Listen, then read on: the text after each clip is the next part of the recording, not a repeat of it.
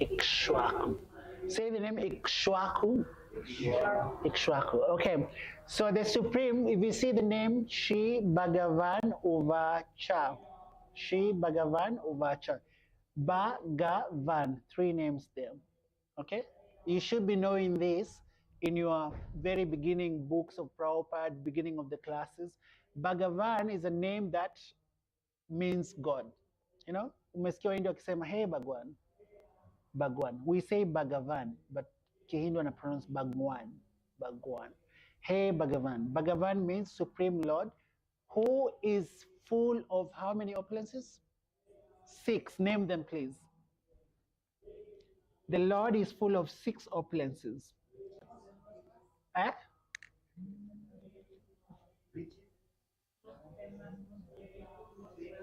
Yes, most what? Beautiful, famous, most wealthy, most renounced, 2 more. Strongest, yes, and 1 more. Eh? Umesema. Knowledgeable. 6. Anyone with those 6 opulences fully is God. Do you know anyone in this mature world with 6 opulences is the most famous, is the strongest, is the most renounced in this mature world? No one.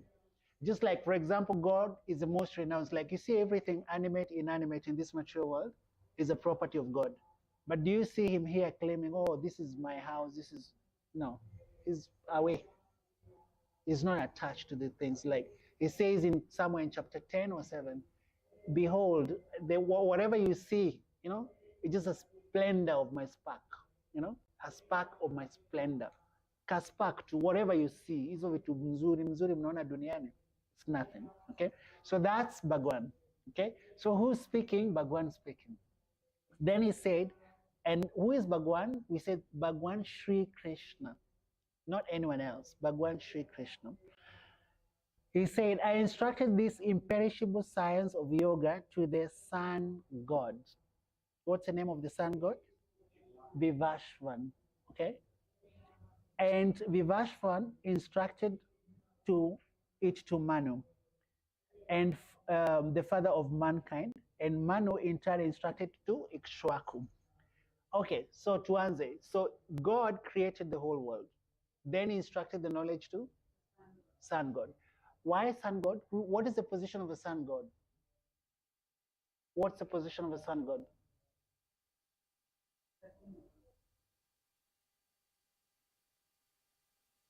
What's the position of a sun god? What is he? Is a human being? It's a demigod. Okay, it's a demigod.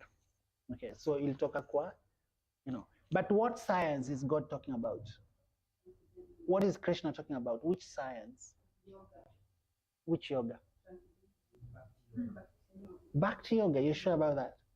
Okay, remember, this is one thing I need to say. Let's have a conversation, Cynthia. Me and you. We see how the conversation is. Eh? Remember the Bhagavad Gita, the way Krishna spoke it, he never spoke it like chapter and chapter and chapter. No, he was just speaking. It's like Vyasadeva and Acharyas who gave it titles. But when Krishna was speaking, aliongea freely, like tuongee. Wacha tukuulize swali. Where are you from? Home, your home. Where is your village? Which school did you go to? You went to Morona. You know, like naweza kukuuliza maswali about where you're from, which school you went to, and then nikuulize unafanya job wapi, you know. Sasa when I'm compiling my conversation with you, the divide school life, college life, marriage life, family life, like that, I can divide. But it was just a normal conversation. You get the point? So when Krishna was speaking, aliongea tu kawaida, and then in between, the acharyas later, Vyasadeva and other acharyas wakaipatia topics, but we can see he's talking about this in this chapter. He's talking about this in this chapter, so they gave it. But the Bhagavad Gita initially was just a conversation. And how long was the conversation? 1 hour. Who told you that?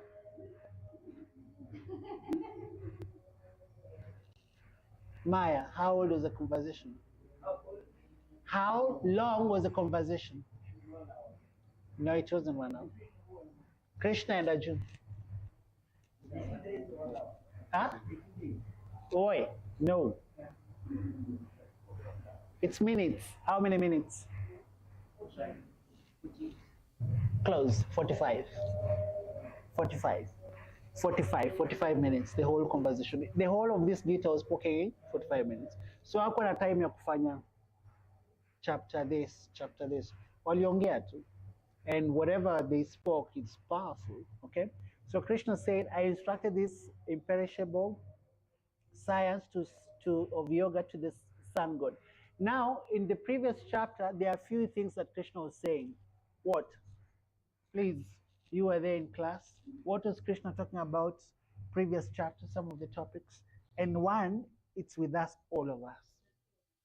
The soul, chapter 3. Soul also, yeah, I'll take it. Soul also, chapter 2. Chapter 3, what? Towards the end, we mentioned that. Lust, very good. He spoke about lust and how to conquer lust. Okay? What else? I'm giving you a hint. Yoga ladder. Okay? How different, karma yoga, nishkama kama yoga, sakarma kama yoga. That's yoga ladder. He spoke about that. So Krishna says, I instructed this science before to the sun god. But another question I need to ask, which Krishna? Which Krishna? When did Krishna instruct? When did he say that? We'll see. Okay, let's go to the next verse. Nyambura.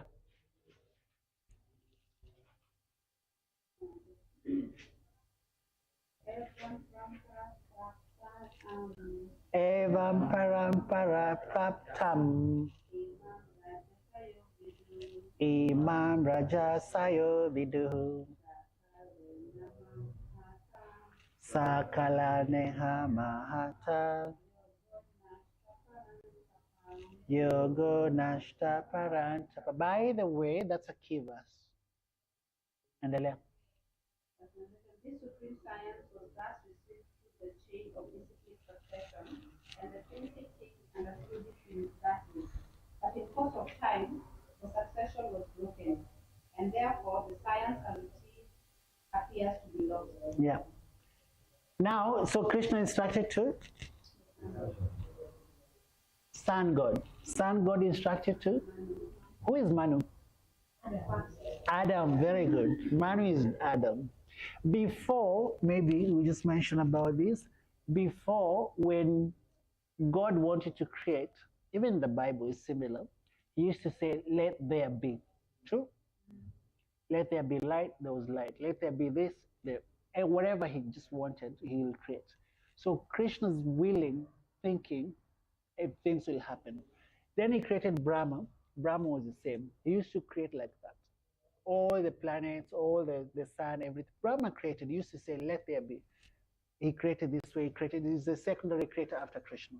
Because the ingredients of creation, called the Mahatattva, all those ingredients, earth, air, water, fire, came from Krishna and given to Brahma. And Brahma created using the, so who is the original creator then? Krishna. Secondary creator, Brahma. And then Brahma also created many, many demigods. Right? There were demigods. Principal demigods were created by Brahma. Okay? After those principal demigods, there was no, what we call, demigods fall in a different categories. They're not like human beings. There's a different category, the first ones. So if Brahma wanted to create, Brahma, by the way, had 12 sons. You know that? Do you know that? Yes, no, maybe. Brahma had 12 sons. And who's one of the famous sons of Brahma? Huh? 4 Kumaras, correct? Those are sons of Brahma. There is one very famous, and he teaches Bhakti Yoga too. Who? No, his name is Narad Muni. Come on. Narad Muni is the son of Brahma. 4 Kumaras is the son of Brahma. Shiva, the demigod, is the son of Brahma. Okay? Shiva, the one who came from the eyebrows, is the son of Brahma. and Bringu and Marishi. There are 12 of them. Okay, so those ones, Brahma is the father, but who's the mother? That's the question. Who is the mother of these 12 sons of Brahma? Any idea? No mother. No mother. You see how they were born? How are the 4 Kumaras born? They came from the 4 heads of Brahma. They were the first sons. How was Lord Shiva? How was he born? 4 heads of Lord Brahma. Lord Brahma has 4 heads. So they came from the 4 heads, 4 Kumaras. And then Lord Shiva from the eyebrows. Someone else from the thumb. Someone else from whatever. Like you'll just think of something, they appear. That's how the creation used to happen before. So, and then the Manu was created. Manu comes, there's closer to an English word. Manu means what? Man, yes. Now men, watu wanazaa, the way we give birth. The first one was Manu. Like conception between man, woman. The first one was Manu. And which she rightly compared to Adam. Adam and Eve. Adam and Eve, man, female. That's correct. So God instructed that science, imperishable science, to the sun god, who is a demigod. And then that demigod instructed to Manu. Right? And then Manu, who is the first being created, instructed it to Ikshwaku, was a king. Like that. Ilitoka huko kwa Mungu, ikakuja chini kwa demigod. From that demigod, ikakuja kwa Manu, who is the first human being. And then from Manu, ikakuja kwa the first king. Alikuwa anaitwa Ikshwaku. And then anasema towards the end, and therefore, no. And recently kings understood it in that way. So from one king to another, to another, to another, like that. That's how the knowledge was known. Watu walijua hivyo. Did they have like books the way we are reading them? No. Can I ask you a question, ladies and gentlemen? Is there a school that teaches black magic in this world besides Harry Potter? Is there a school that teaches black magic? But how come people know black magic? Boom. It's like there's no scriptures of black magic. It's like your mother knew it. You're a family of wizards and all that. So you tend to have it. They train you. Is that true? Yeah. What will happen? You know, like that. It's like they know. They teach, they do, and it's from that generation. She's not taught. So therefore, the same way, this knowledge used to come like that. There was no like written. There are 2 words in Sanskrit, smrti and shruti. Have you ever heard this word, smrti and shruti? Like, you see the way people are so intelligent, when I say something, boom, wameshika. Hii inaitwa shruti, through hearing. Akisikia ni kama elephant, hata waisahau. Yeah? Inaitwa photographic memory. Right? Ukisikia tu once, umeshika. And then you repeat the same thing to generations, to your son, and the son repeat to the son, and then like that. So it was through a way called shruti, by oral reception, by hearing. There was no written, hakukuwa vitu zimeandikwa. The writing started, I think, maybe around Kali Yuga. The defects of Kali Yuga, we will have short lives, always disturbed. Short memory. So they are defects of Kali Yuga. So therefore, things had to be written, and the first writings were Bharat. The Bhagavad Gita is recorded because najua nikiuliza swali tulifanya chapter 1, chapter 2. Many of you will not remember unless murudie notes. So Smriti has to be written. But before, when Krishna said something, he said to the sun god. The sun god said it to Manu. Manu said it to the king. And the kings, the generation he kind of. Now, what is Krishna to say. And this is something very important, Nyambura, to your question. You asked this question before we began class, and I told you we're coming to it. So what is Krishna establishing here is one thing.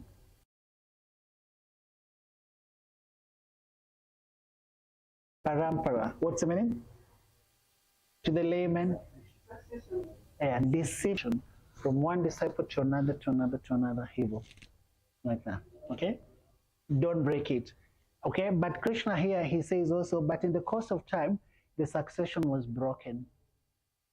You know? Huh? It was broke when you see, he's speaking the same thing. Remember the first verse? I spoke this imperishable knowledge too, but in the due course of time, it was broken. Why did Krishna come? Aya, who was there in class when before Jamashmi we were talking about this? And Tuli jumped the gun. I told you I'm jumping the gun. We went to the same chapter, text number 7, 8, 9. We saw, don't go there, it's okay, it's okay. We saw those. Why Krishna came and they gave you the whole story, how Krishna was born. So why did he come? Yada yada hidarmasya. There was, 6, 7, there's a religion, people unscrupulous king. He came to destroy them and to establish the principles of religion. So see, Krishna is speaking the Bhagavad Gita. Why? Because he knows it was broken. People don't follow the way it was supposed to, so it's broken. Krishna is talking about lust in chapter 3. Krishna is talking about different yoga ladders in chapter 3 still. Krishna is talking about the soul in chapter 2. Why is he talking about these things? It's like an Arjun when hearing, okay, Arjun, first of all, he knows everything, but he's covered by Yoga Maya. He appears as if he doesn't know, and he's asking questions.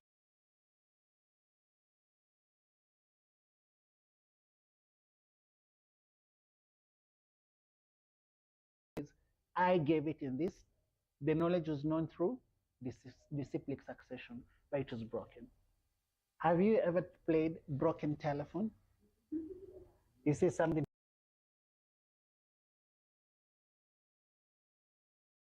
People, I didn't say that. Let's start again.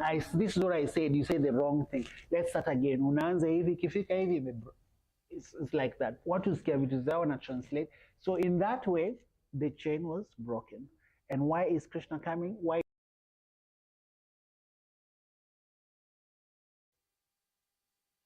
You see how Leah, Lavanya Mataji. Read the next verse, Sanskrit and English. Sa evayam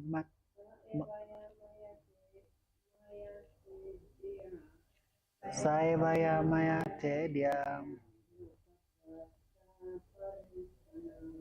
Yoga prakta paratanaham Bhakto sime sakacheti Rasa shamhi etadutamam.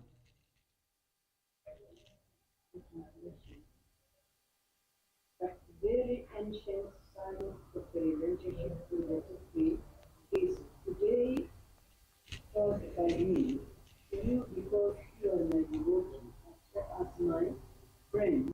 You can therefore understand that fundamental mystery of this science. Good. That very ancient science of the relationship with the Supreme is today told by me to you because, very important, you are a devotee. Number 2, my friend, and therefore you can understand the transcendental mystery of this science. Number 3 things here. This is Prabhupada translation. Vishwanath Chakrabarti Thakur translation says that science, there is, first of all, is a secret. Is secret. One. Number 2, Arjuna is a devotee and a friend. Okay?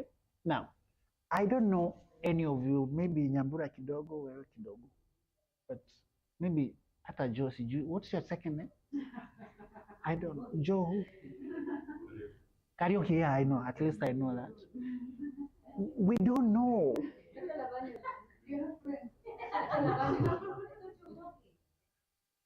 Najua tu you are, there are details I don't know about people. Okay? So something secretive, something confidential, who do you share it with? Friend. Friend. That's it. Najua, like ukiniuliza tunajua vizuri, ndakwambia jina yake, all the 3 names za ID, mamake, babake, alizaliwa lini, birthday. Do I know any of your birthday here? Sijui? No. Why? Because we're not that close, but tunamjua details, eh? That's a friend.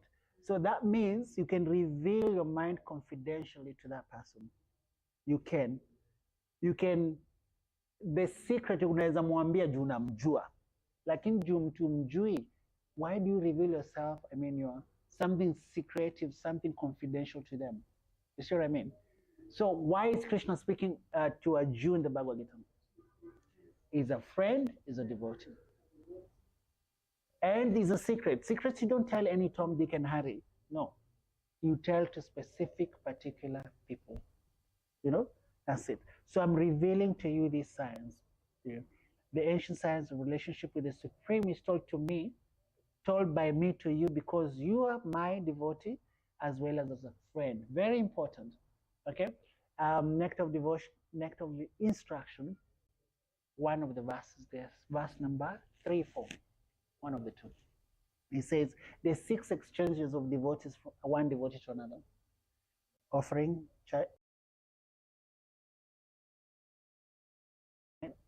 accepting prashad, giving out prashad. So msipoalikwa house program kwa watu, don't protest. It means lazima kuwe ka relationship hapo. Mtu hawezi kuja kuanza kuambia mambo yake and you're not that close, there are exchanges, but this is between devotees. Devotee, I know you very well, you know me very well, we can have those exchanges. Otherwise you don't. Unaweza sema kitu ione kwa social media the next day na umeisha. Umeisha. Watu wakugosi utabali niambia kuna hii shida sijui. You're finished. So you don't tell people like something very sacred, confidential. Krishna is speaking this to Arjuna. Where is Krishna when he's speaking this? Battlefield. Who else had? No. Sikia wewe. Igua. Who had? Dhritarashtra had? No, Dhritarashtra didn't hear. Dhritarashtra, remember, whatever happened, Sanjay could hear was